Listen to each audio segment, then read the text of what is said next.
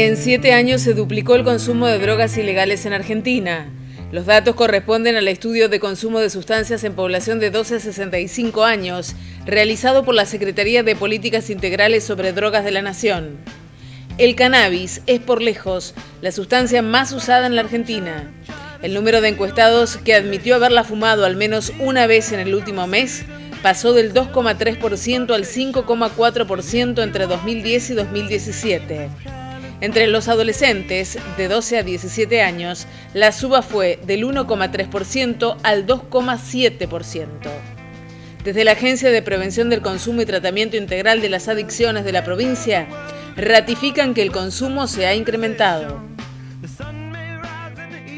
Hemos recibido los informes de Cedronar, quienes hacen los estudios a nivel nacional, y bueno, y obviamente se han aumentado, y pero sigue siendo primero el que más aumenta el consumo de alcohol, o sea, aumentado, sigue sosteniéndose el consumo de alcohol como la droga más consumida, mucho más que otras, le sigue el tabaco y luego recién la marihuana y la cocaína, pero sí hay un incremento de consumo de marihuana que también tiene una relación con una disminución de percepción de riesgo. Entonces, bueno, es un trabajo que hay que darnos, que hay que hacer fuertemente, sobre todo con nuestros niños, porque el retraso del consumo en ese sentido, por lo que significa biológicamente, es muy importante. Especialistas sostienen que un problema creciente es lo que se da en llamar el policonsumo, que es el uso de varias sustancias a la vez, lo que es algo muy peligroso, se ve mucho más seguido y lamentablemente en algunos casos con consecuencias fatales. Sin dudas, trabajar en la prevención es prioritario. Lo importante acá es otro tema que tiene que ver con la responsabilidad adulta. Nosotros lo que vemos en la provincia de Santa Fe tiene relación con estos casos, es que hay mucha circulación de lo que, que son fármacos legales, que son dentro de drogas, pero que son legales, a veces por mala prescripción o a veces porque circulan en la casa y que muchas veces son tomados por adolescentes o niños para estas jarras locas y demás. Entonces, ¿de qué manera también nosotros entendemos de los adultos que tenemos una responsabilidad con esto, que tenemos que cuidar a nuestros niños, a nuestros adolescentes y que ante cualquier conducta de este tipo tenemos que hablar con ellos, no tener esa medicación, diferentes estrategias porque evidentemente esto sucede porque eso también existe y porque ¿qué lo lleva a esos chicos a tener estas situaciones de desborde en un consumo, ¿no?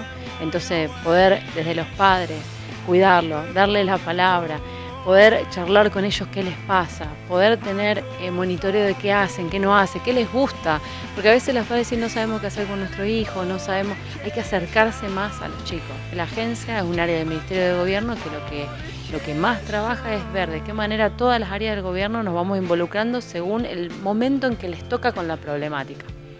Entonces, si en el Ministerio de Educación trabajamos prevención, pero a veces las situaciones son complejas y necesitamos trabajar fuertemente con salud.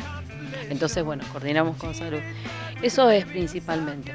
Y después, trabajando con padres y con la comunidad escolar en esto, como te decía antes, de poder empezar a hablar del tema, poder entender que un consumo problemático tiene una afección y es un problema de salud que debe ser tomado desde ahí, que no tiene que ser estigmatizado, sino que necesitamos acercarlo a que si fuera necesario tenga el tratamiento que necesite y no discriminarlo, no separarlo, porque parte de muchas de las cosas que pasan es porque a veces no se problematizan estas situaciones. De acuerdo a los resultados de la encuesta del Cedronar, los jóvenes de 18 a 24 años constituyen el rango etario con mayor propensión a consumir drogas y el 10% de ellos aseguró que probaría una sustancia ilegal si tuviese la oportunidad de hacerlo. Otro dato que se destaca del relevamiento es que el 25,1% de los adolescentes dijeron tener 2 o más amigos que consumen drogas. Por ello, en todo el territorio de la provincia se trabaja en las escuelas, en todos los niveles, aunque de modo diferenciado en la prevención. La prioridad hoy que tenemos que trabajar es el tema de la prevención. Es primero poner el tema sobre la mesa, o sea, poder hablarlo en todas las esferas, con todas las organizaciones sociales y sobre todo con los padres.